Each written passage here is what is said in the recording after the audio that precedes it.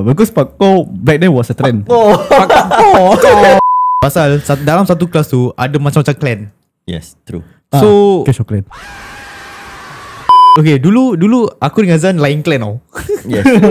Dulu aku dengan Zan lain clan. Terus until that one moment kita terus Adalah some drama here and there lah. drama. Yeah.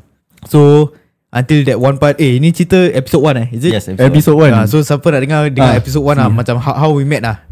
So aku dengan Zan ni dia make a new clan lah. Yeah, whereby kita kena caning sama-sama, you know, buat parkour sama-sama. Tiba gila tu.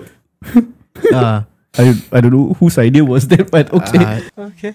Random. It's just random lah, because parkour back then was a trend. Parkour.